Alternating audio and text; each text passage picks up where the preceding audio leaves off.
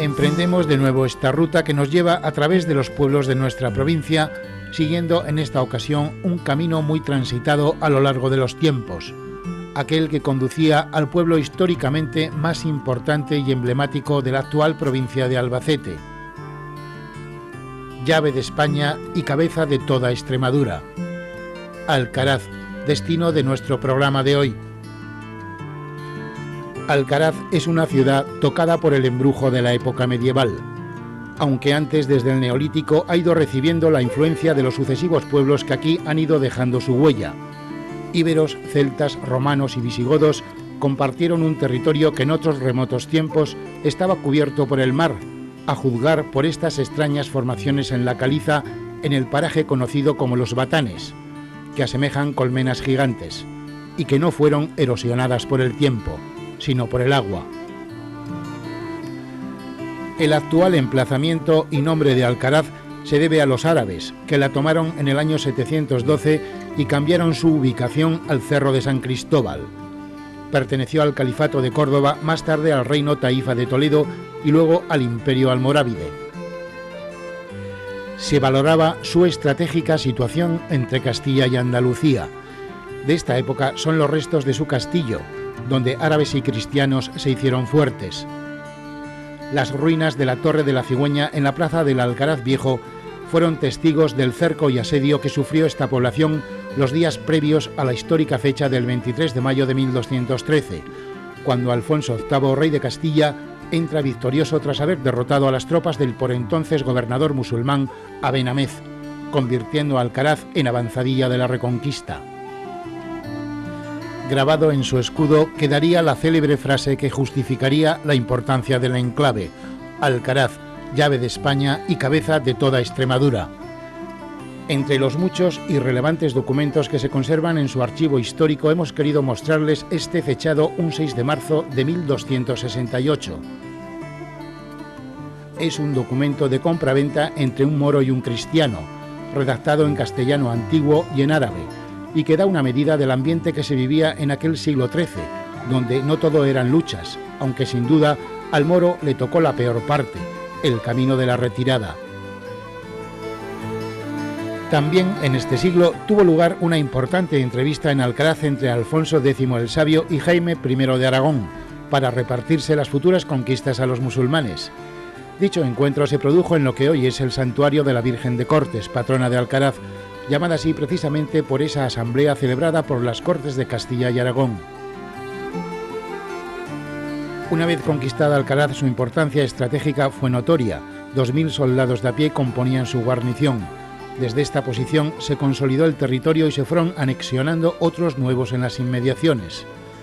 Alfonso VIII le otorgó un fuero especial similar al de Cuenca y le concedió el privilegio de tener un representante en las Cortes de Castilla. Además de ello, la dotó de un amplio alfoz. Su término municipal comprendía las 2/3 partes de lo que hoy es la provincia de Albacete. Por eso no es de extrañar el interés de los nobles durante los siglos XIV y XV por apoderarse de ella, y la fuerte oposición que suscitó entre su población. En 1470, Enrique IV entregó Alcaraz al marqués de Villena. 5 años más tarde, sus habitantes se levantaron en armas contra él y lo derrocaron, alineándose definitivamente con las tesis de los reyes católicos, cuya primera medida fue decretar el derribo del castillo para que detrás de sus murallas ningún noble pudiera regir los destinos de tan estratégica ciudad y amplio concejo. Perdido su protagonismo militar a medida que las guerras se iban alejando de sus fronteras, durante los siglos XIV y XV Alcaraz se estancó. Fue en el siglo XVI cuando volvería a resurgir, protagonizando una etapa de un gran esplendor cultural y artístico. Es la ciudad medieval que hoy ha llegado hasta nosotros. Se construyeron notables edificios ceñidos a los criterios del Renacimiento. De esta época es su hermosa Plaza Mayor, uno de los conjuntos más bellos de la provincia de Albacete, donde las piedras hablan por sí solas de lo que fue esta ciudad en tiempos pasados, con sus lonjas y esas 2 torres amigas que se funden el aliento, pentagonales y emblemáticas, la de la Santísima Trinidad y la del Tardón. Esta última, la única obra documentada en nuestra provincia de un hijo ilustre de Alcaraz, el arquitecto Andrés de Vandelvira, uno de los máximos representantes de la escuela renacentista de Jaén, cuya catedral construyó. Otros personajes nacidos en este siglo en Alcaraz le dieron fama y gloria, como Miguel Sabuco, el bachiller Sabuco, filósofo reconocido por su obra La Nueva Filosofía, editada en el año 1587, o Pedro Simón Abril, gramático y humanista, profesor de griego y latín, conocido por sus traducciones de los clásicos, como las obras completas de Aristóteles, así como por un libro en el que expone un método pedagógico para enseñar basado en la sencillez. A este desarrollo y esplendor de Alcaraz contribuyó el rey Carlos I, cuando en 1526 concedió la ciudad como señorío a su esposa Isabel de Portugal. Su impresionante escudo con el águila bicéfala no podía faltar en la lonja del ayuntamiento. Fue una época donde floreció la elaboración artesanal de un tipo de tapices y alfombras de nudo español llamadas de Alcaraz, que adquirieron una gran reputación en todo el reino por la calidad de su acabado y la riqueza de su dibujo, como pieza de lujo para estancias de nobles y reyes. Los alcaraceños habían recogido el testigo que los musulmanes les dejaron como parte de su cultura, la técnica de los telares y la elaboración de alfombras. 6 siglos más tarde, las alfombras de Alcaraz se encuentran diseminadas en los museos más prestigiosos del mundo, en Londres y Nueva York, en Chicago y Berlín, en Barcelona, Granada o Madrid. Hoy Alcaraz, tras ir dejando en el camino a muchos de los pueblos que componían su alfoz y que siglo a siglo fueron independizándose, quiere volver a vivir 6 siglos más tarde su particular renacimiento, con proyectos como este módulo de formación y empleo convertido en taller, donde 10 mujeres se afanan en resucitar la vieja y noble artesanía de la alfombra alcaraceña. Es una más de las variadas y numerosas ideas que tiene encaminadas esta noble y muy leal ciudad para recuperar dinamismo económico. Una economía que se sigue sosteniendo en la agricultura y la ganadería, una completa red de servicios y la buena oferta hostelera y de casas rurales. Su patrimonio artístico-cultural es su gran valor, al que hay que añadir la calidad medioambiental de todo su término y la riqueza de sus cotos de caza, donde vuela la perdiz y berrea el ciervo. En sus campos también pasta el toro. Ella es el punto de partida para esa serranía al que le da nombre, Sierra de Alcaraz, una aventura ecológica de un gran valor donde la naturaleza y el agua forman esa pareja bien avenida y feliz.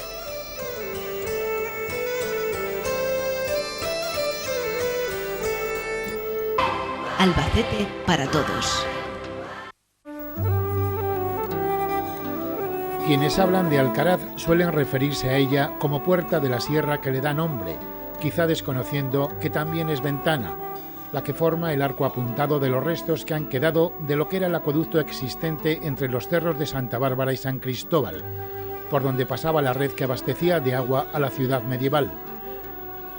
Fue esta una obra civil de gran envergadura que se construyó entre los siglos XV y XVI, de la que queda solo este arco de los 6 que se cree que tenía, dada la distancia entre ambos cerros. Es uno de los monumentos más emblemáticos de la ciudad, el único vestigio histórico que puede ver el automovilista que va por la carretera de Jaén, la única referencia artística de un pueblo que no se ve, escondido a las espaldas de un castillo que hay que imaginárselo, como corresponde a un enclave militar estratégico. Por eso, como se dice por aquí, a Alcaraz no se va, se llega. Con ese propósito nos adentramos en sus secretos a través de este arco que separa 2 mundos, el del ladrillo y el de la piedra labrada. Es el acceso a esa calle mayor en la que apenas uno repara ante la necesidad de llegar cuanto antes a su plaza mayor. Es el primer impulso, contemplar cuanto antes la bella estampa. Construida a lo largo del siglo XV y XVI, es una plaza para saborearla, con todo el arte y la historia acumulada en sus piedras. La primera visión son las 2 torres de la Santísima Trinidad y la del Tardón, mejilla con mejilla, de una resolución arquitectónica admirable y magnética.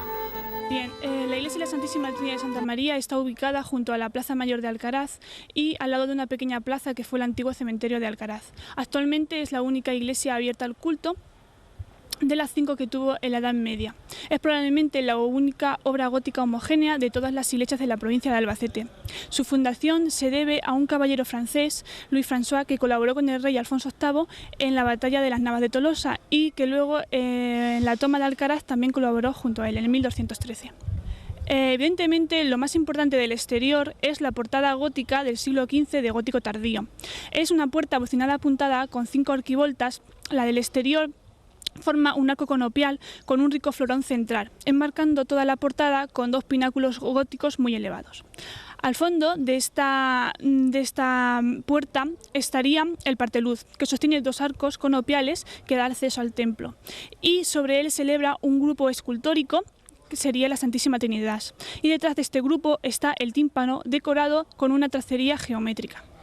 Al lado del pórtico de la puerta de Santísima Trinidad se encuentra una capilla del Renacimiento del siglo XVI, se llama la capilla de San Sebastián.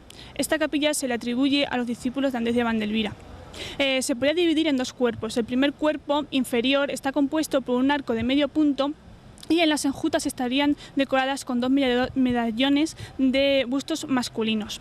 Encima de ellos estaría el San Sebastián en la hornacina y rematando toda la obra un jarrón que es muy usual en la obra de Andrés de Vandelvira.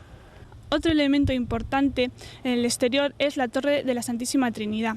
Esta tiene una planta poligonal y se puede dividir en 4 cuerpos. El primer cuerpo y el tercero no tienen ninguna decoración, estarían totalmente lisos. El segundo estaría decorado con 2 aljimeces ciegos y por último el cuarto donde se sitúa el campanario, con 4 ventanas a cada lado y rematando la torre con una crestería de formas geométricas. Vale. Una vez que pasamos al interior nos damos cuenta que está dividido en 3 naves y 4 tramos, destacando al final una cabecera ochavada donde se sitúa el altar mayor. En el retablo podemos encontrar cuadros del siglo XVI y del siglo XVIII. Y en el centro de todo estaría la Santísima Trinidad. La nave principal se cubre con bóvedas de terceletes y las naves laterales se cubren con crucería simple. En las claves de la nave principal ahí encontraríamos diversos motivos escultóricos, como el Cristo Juez, la Santa Faz, los tetamorfos, escudos de Castilla y de Aragón y terminando con el escudo de los Reyes Católicos. Y este tiene una peculiaridad que le falta a la Granada, porque esta bóveda se terminó de construir antes de que los Reyes Católicos conquistaran Granada en 1492. Los pilares están formados por haces de columnillas o baquetones de variado perfil. Dentro de la iglesia se encuentran 3 capillas del siglo XVI, donde se deja ver la huella del arquitecto alcaraceño Andrés de Vandelvira. Una de estas capillas es la capilla de los Ballesteros. Su traza es rectangular alargada con una bóveda de cañón con casetones y dentro de cada casetón hay una flor. Junto a estas hay esculpidas 2 columnas que sostienen un fuste estriado y los capiteles se han quitado las volutas para sustituirlas por cabezas de animales con expresión terrorífica. En el lado del Evangelio se abre la capilla de San Juan Bautista o de Pedro de Aragón. El frente de esta capilla está concebido como un arco de triunfo, cubriendo las 3 bóvedas vaídas que albergan su interior. Se puede decir que es una capilla totalmente valdelviriana. Adosada a los pies de la iglesia se alza la capilla de San Sebastián, de planta cuadrada de 7 metros de lado, con su pila del bautismo del siglo XVI. Adosado a su nave central se encuentra su claustro, en proyecto de rehabilitación, con arquerías en 3 frentes y arcos de medio punto, desde donde existe una visión muy desconocida de las 2 torres por detrás, original y geométricamente sorprendente. Vista de frente, la de la Santísima Trinidad parece cuadrada. A sus espaldas se ve que primero es pentagonal y luego hexagonal, con un detalle realmente sutil en una de sus caras. Para el desagüe de la crestería se construyó este caño. Para evitar que el agua erosionase la cornisa puntiaguda que sobresalía 10 metros más abajo, se colocó un cántaro. Su compañera de conversación muda, la Torre del Tardón, es una de las joyas de la provincia de Albacete, llamada así porque sus campanas tocaban de tarde en tarde cuando se convocaba el consejo o en caso de incendio. Es la única obra documentada de Andrés de Vandelvira en la provincia de Albacete. Es un prisma hexagonal irregular de 30 metros. El primer cuerpo está decorado con un pináculo gótico, el segundo con la figura de una mujer en reposo, el tercero con la de 2 guerreros que sostienen en el aire el escudo de la ciudad. El cuarto con una mujer que sostiene una cartela en latín que dice: todo bajo el sol es vanidad. En el quinto, el patrón de la ciudad, San Ignacio de Antioquía. Y en los restantes, el reloj, el campanario y la crestería. La Torre del Tardón se construyó un poco más alta que la Torre de la Trinidad para significar el predominio del poder civil sobre el religioso. Pegada al Tardón, el primer edificio que se construyó en la plaza sobre el año 1415, la Lonja del Corregidor, antiguo convento de Santo Domingo, con su arquería compuesta de 5 arcos de medio punto apoyados en pilares y una galería superior formada por pequeñas columnas dóricas sobre una barandilla de piedra de estilo gótico. Sobre el arco central, el escudo con las armas de Felipe II rematado con la corona real y flanqueado en sus extremos inferiores con los escudos alusivos a Alcaraz.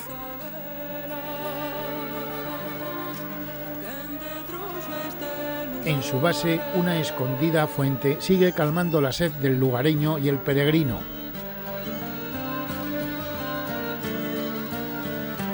Orientada al saliente se encuentra la segunda lonja de la regatería o del Pósito, con sus 12 arcos de medio punto y la doble galería porticada. Este edificio se levantó en el año 1592, siendo rey Felipe II, como atestigua esta cartela. A su lado un bello rincón, el arco de zapatería, por el que se accedía al castillo.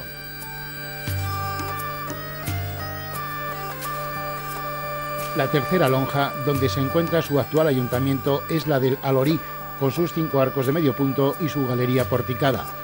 Una inscripción en el acceso principal indica el año de su terminación, en 1588. Contigua en la calle Mayor, perteneciendo a este mismo edificio, se encuentra la portada del Alorí o Aduana, magnífica representación del plateresco, la obra de más atractivo ornamental de la ciudad. Está fechada sobre el año 1540. Esta casa del Alorí, cuyo significado es Casa de la Sal, representa el inicio de una ruta que deja tras su plaza y coge la calle Mayor, donde caserones de nobles y señores dejan constancia de su estatus social en las labras que las adornan. Como la Casa de los Guerreros, con fachada renacentista del siglo XVI, y sus 2 figuras que representan a Hércules y Teseo. Apenas unos metros más allá, la Casa de la Lonja, con sus columnas con cornisas de madera sobre sus capiteles y una recia puerta enmarcada. Enfrente de ella, un sobresaliente caserón, antiguo convento y hospital de San Juan de Dios, con su peculiar balconada y una puerta donde brillan sus originales picaportes.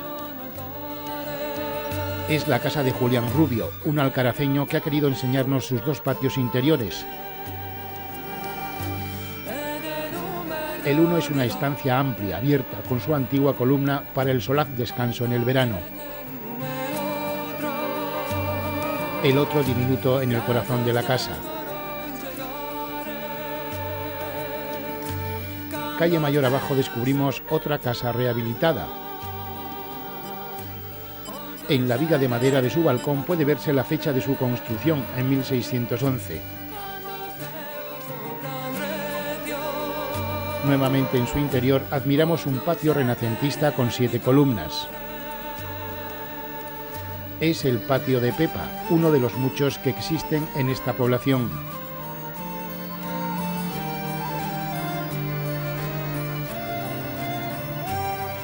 Unos metros más allá, casi enfrente, está una de las casas y fachadas más populares de Alcaraz, la de los Galianos, con su portada renacentista enmarcada por columnas corintias, encima de las cuales 2 tenantes blandean sendas mazas. Un yelmo sobre el balcón remata esta portada de una casa donde la tradición cuenta que vivieron los padres de Andrés de Vandelvira, y nació él. Hoy está habitada por un polifacético personaje que ha desarrollado muchas aficiones. La primera, la de la fotografía. Suyas son algunas de las fotografías antiguas de Alcaraz, también aquellas en las que se ve a un joven Juan Carlos que aún no era rey y a su familia en la más tierna infancia.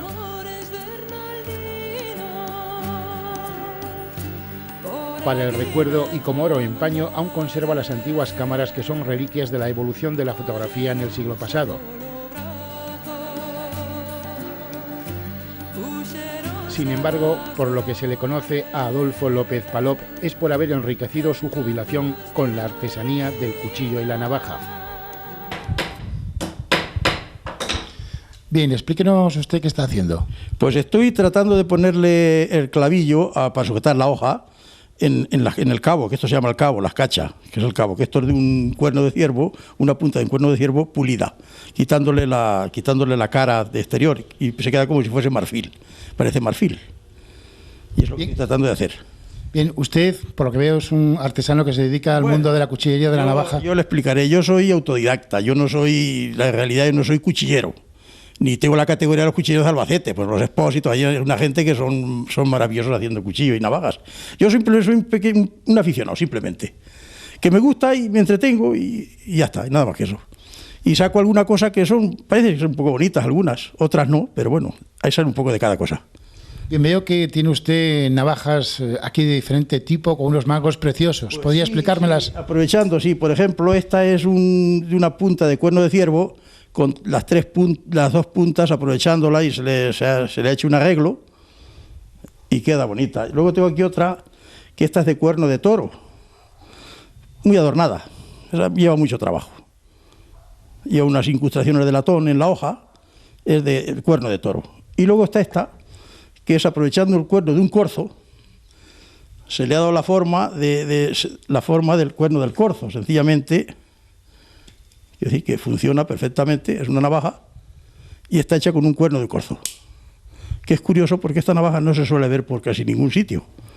Yo no las he visto nunca. En fin, esto yo creo que es una idea mía, ese tipo de navaja. ¿Y cuántos años lleva usted desarrollando esta afición? Pocos, desde que me jubilé. Prácticamente 7 o 8 años. Creo que tiene en una caja muy cercana a usted un secreto que me gustaría que nos desvelara. Bueno, pues sí, tengo una navaja que, en fin, que pienso regalársela a su majestad, que es esta.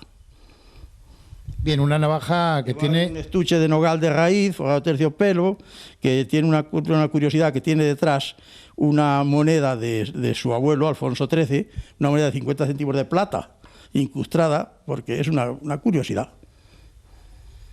Y esa está hecha con un cuerno de un bareto, de un ciervo joven.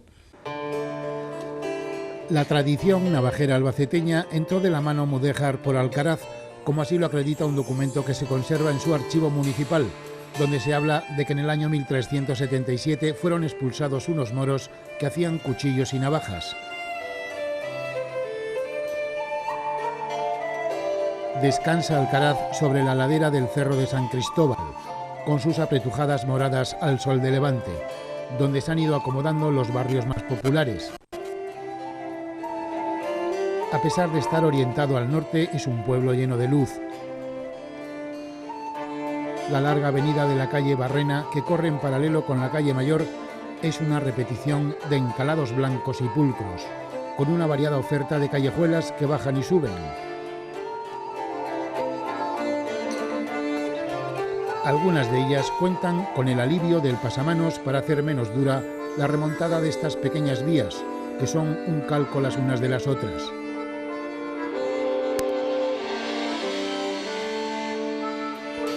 En el camino, en alguna de sus casas, se ven voladizos de madera, estructura arquitectónica muy peculiar y antigua de la zona. En el siglo XVIII, época de leyendas de capa y espada, fue costumbre dejar una cruz en el lugar donde se celebraban duelos con resultado de muerte. Este fue el lugar donde alguno de ellos no lo pudo contar.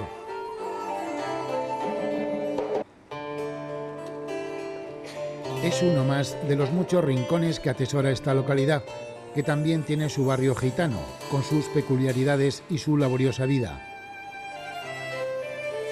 Alcaraz es hoy una localidad con unos índices demográficos estables, aunque ha tenido que padecer en épocas pasadas y también recientes una paulatina pérdida de habitantes, que la ha dejado en una cifra que ha tocado fondo. La ciudad de Alcaraz cuenta actualmente con una población de 1.734 habitantes. Es en el núcleo urbano de Alcaraz donde se concentra el 80% de esta población. La población restante se encuentra diseminada en las distintas aldeas o pedanías de Alcaraz que son el jardín, el horcajo, canaleja, solanilla, la mesta y la hoz. La tasa de natalidad es del 7,5 por 1000 y la edad media de la población es de unos 42 años de edad. Una de las iniciativas para enfrentarse a la emigración fue la rehabilitación de este convento fundado en 1445 por los franciscanos, que luego lo abandonarían en el siglo XIX para transformarlo en residencia de estudiantes.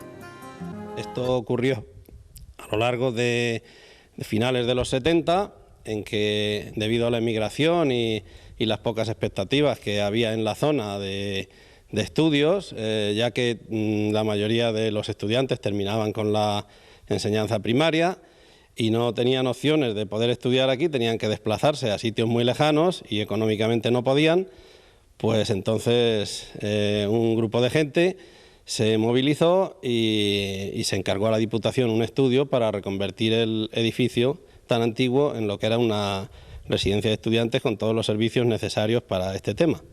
¿Y cuántos estudiantes hay en la actualidad? Pues en la actualidad tenemos 40, pero vienen oscilando según los años entre 40 y 60. Bien, yo he visto que uno de los trabajos más interesantes que se ha hecho en la rehabilitación de este antiguo convento ha sido en la capilla, ¿no?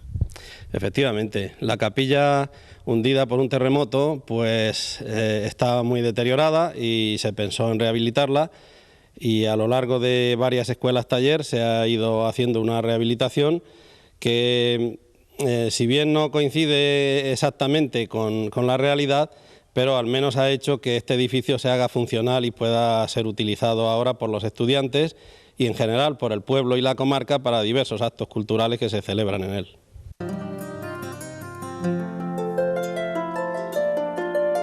Tras esta importante dosis de historia, monumentos y arte, hacemos un alto en el camino para conocer la variada gastronomía de estas tierras. La Asociación de Amas de Casa de Alcaraz han desplegado todos sus secretos en la alquimia de los alimentos.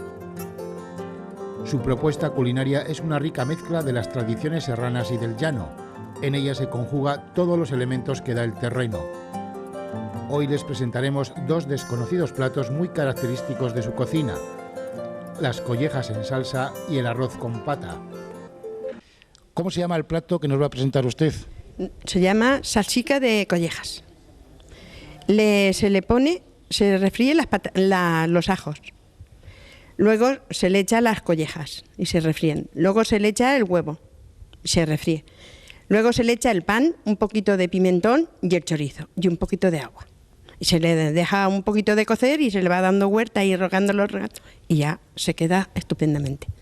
Este es un plato muy típico de aquí, ¿no? De aquí, de Alcaraz, antiguo, que hacíamos nuestras madres y nuestras abuelas. ¿Es el plato que nos has preparado tú? Es un arroz con garbanzos y pata de cerdo, que es propio del invierno y es como una tradición tomarlo el día de San Antonio, el 17 de enero. Aquí en Alcaraz se toma ese día. Bien, ¿cómo lo haces? ¿Cómo lo elaboras? Pues la elaboración es súper sencilla. Se pone el día anterior, se ponen los garbanzos en remojo y la pata de cerdo, que sale mucho mejor si la pata no es tierna y es salada. Al día siguiente pues se pone a cocer los garbanzos y la pata de cerdo con laurel, pimiento y ajo. Cuando ya está cocido eso, en una cacerola de barro se rehoga con aceite de oliva, claro, tomate, cebolla y el propio arroz. Una vez que está eso bien rehogado, pues se le echa el caldo junto con el garbanzo y se le deja hacer. De tradición le viene a Alcaraz el desarrollo de actividades relacionadas con el textil. Una pequeña fábrica de casi un siglo que mantiene aún su artesanal maquinaria, trabaja los derivados del algodón para confeccionar uno de los elementos más utilizados en las labores domésticas, el mocho de la fregona. Pues sí, tiene desde el año 1926 que era un negocio familiar. Estuvieron haciendo varios tipos de género, capotes, lavando lana, haciendo madejas, fueron pioneros en el mocho. Y en el año 86, pues por temas desconocidos por nosotros, pues se fue al traste y lo cogimos nosotros. Estamos trabajando desde entonces. ¿Y vosotros qué sois? ¿Una cooperativa, una sociedad anónima limitada? Una sociedad limitada. Bien, ¿y cuántos socios sois? Somos 6 y tenemos 5 obreros. Bueno, yo he visto que tenéis una maquinaria muy bonita, antigua, que me imagino que será la original, ¿no? Pues sí, es bastante antigua y original, desde luego, porque es todo artesanía. Muy bien, y es una máquina pues que desarrolla todo el proceso de transformar la materia prima. Pues son regenerados de algodón con fibras diversas de poliéster y trabajamos los derivados de algodón. Bien, ¿y ese proceso me lo podrías explicar un poco? Pues sí, vamos, empezamos con una máquina que se llama Diablo o Lobocarda, que ya empieza a trinchar lo que es la materia más gruesa, lo que es casi trapo, y ya pues sigue el proceso para adelante en borradora, repasadora y mecheras, y desde ahí pasamos a continuas, que es donde ya retorcemos o torcemos el hilo, y de ahí a coneras, a hacer conos, y desde estas coneras ya lo hacemos, lo reunimos a 9 cabos para hacer ya el terminado, que es el hilo del mocho. Mira que lleva un proceso un poco largo la transformación de lo que es el tejido simplemente en hilo, ¿no? Sí, es bastante laborioso y muy trabajoso, vamos. Hay que estar aquí mucho tiempo y para hacer este hilo, vamos. Es artesanía pura. Bueno, antes me decías que vosotros fuisteis, tanto la familia que llevaba este negocio antes como vosotros, sois un poco pioneros en el famoso mocho, ¿no? Sí, esto ya empezó hace muchos años, en los años 50, ya cuando se hacían los primeros mochos con clavos de aluminio. Y lo que pasa que entonces la vida no estaba como ahora, que se podía desplazar uno por toda España y tal, y lo dejaron perder casi, y nosotros lo estamos recuperando muy poco a poco. Bueno, creo que vosotros tenéis pedidos de todas partes. Bueno, tanto como eso, pero ahora mismo todavía tenemos bastante trabajo, o sea, no paramos. Trabajamos para la zona del Levante y algo de Cataluña. La proyección turística de Alcaraz es indudable. En torno a esta actividad se ha creado una amplia red de alojamientos, hoteles, hostales, casas rurales. En esta oferta tiene la posibilidad de descubrir un hotel donde todavía se respiran las esencias del siglo XVI. Pues es un convento, un colegio de jesuitas del siglo XVI. Bien, ¿y vosotros lo rehabilitasteis cuándo? Pues hace concretamente 3 años. Conservamos lo que es el artesonado, la piedra del edificio, el claustro, que es muy bonito, es un patio con 6 columnas de piedra de sillería, y al cual está alrededor de él las habitaciones. ¿Y exactamente cuántas habitaciones tenéis? Tenemos 11 habitaciones, cada una diferente, con lo que es el decorado y en cuanto a lo amplia que es la habitación. Bien, ¿y vosotros estáis abiertos durante toda la temporada? Sí, abrimos durante toda la temporada, solamente cerramos los martes. Y ahora con la época de los cazadores, pues viene la temporada alta. ¿Y qué tipo de visitantes tenéis? Sí, vienen muchos turistas extranjeros, más que nosotros nos pensábamos cuando abrimos esto. Lo que más abunda por aquí son los alemanes. ¿Vienen buscando algo especial? Normalmente sí, les gustan las características de nuestro hotel, les gusta el entorno que tiene, que es diferente a cualquier otro que normalmente son edificios modernos. Bien, habla un poco de las tarifas, de los precios que tenéis aquí. Pues bueno, tenemos habitaciones de 3 precios, está de 60 euros, 48 euros y 42 euros, según la habitación, sean suites, sean habitaciones, que hay habitaciones muy amplias, y luego las más normales. Alcaraz es una localidad en movimiento, llena de proyectos que intentan dinamizar su economía. Uno de los más interesantes es el denominado Alcutur, Alcaraz Cultural y Turístico, que combina su rico patrimonio con una gran actividad cultural. Destaca la muestra didáctica Alcaraz, la ciudad de las 10 puertas, que se expone en la iglesia de San Miguel. La exposición Alcaraz, la ciudad de las 10 puertas, está ubicada en la céntrica iglesia de San Miguel Arcángel y nos da a conocer con absoluto rigor histórico la importante labor cultural y social desarrollada por las diferentes órdenes religiosas que Alcaraz ha albergado a lo largo de su historia y que han contribuido de una forma muy significativa a forjar la personalidad del Alcaraz actual. Los objetos dentro de esta exposición se presentan bajo el hilo conductor de un relato de contenido religioso, un relato que trata de convertirse a la vez en un espejo de la historia del hombre. La muestra Ha dividido el templo en 10 tramos cuadrados, respetando el espacio del altar mayor y del presbiterio. En los distintos tramos se disponen cada una de las órdenes religiosas, conformando con ello las 10 puertas de esta ciudad. Una ciudad que hay que entender que es imaginaria, las 10 puertas de la ciudad es algo metafórico.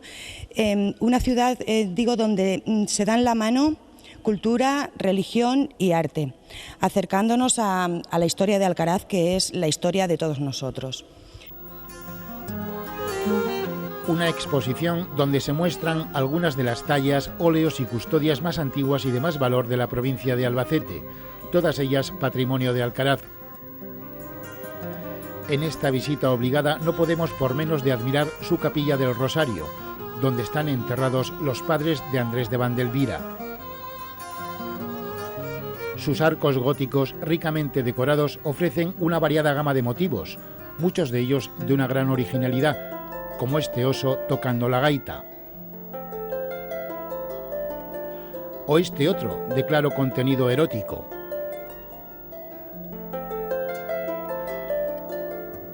En su interior podemos contemplar este famoso grupo del llanto sobre el Cristo muerto. O esta custodia de coral de una gran belleza del siglo XVIII, de la escuela siciliana.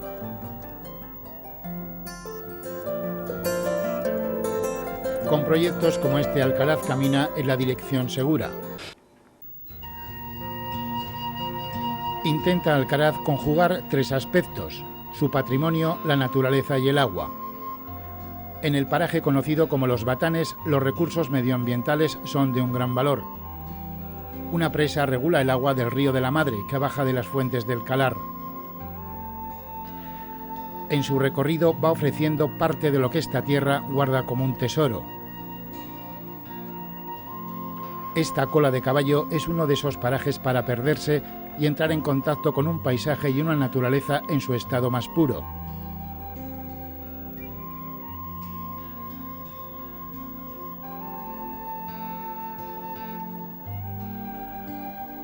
En sus tierras, debidamente vallado, campea el toro. Pueden verse desde la carretera que va a Jaén. Pertenecen a 2 punteras ganaderías que se encuentran en su término municipal. La de Daniel Ruiz, cuyos sementales, algunos de ellos hijos del indulto, se estean tranquilos de su suerte. Otros decoran un paisaje al que le dan carácter, vida y solera. La otra ganadería es la de Samuel Flores, en cuyas cuadras hemos tenido ocasión de ver la camada de 67 toros que se lidiarán en la próxima temporada.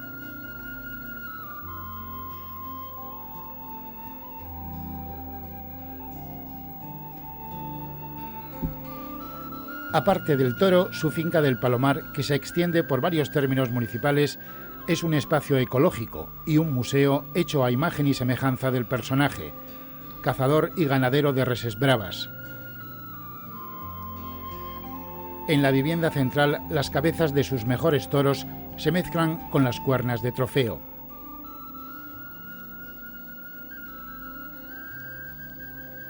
Esta cuerna de ciervo es el actual récord de España.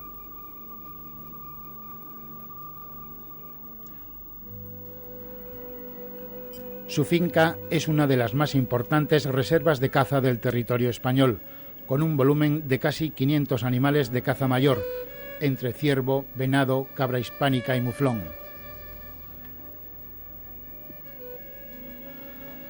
En este espectacular pantano artificial, hecho a base de una técnica especial de prensado de la tierra, se concentra una importante variedad de avifauna.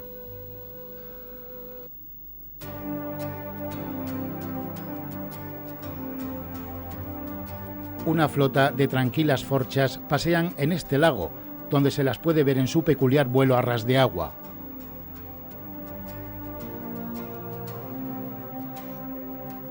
Garzas reales vuelan en sus cielos. Mientras una agrupación de patos dibuja el perfil de estas tierras de una belleza incomparable.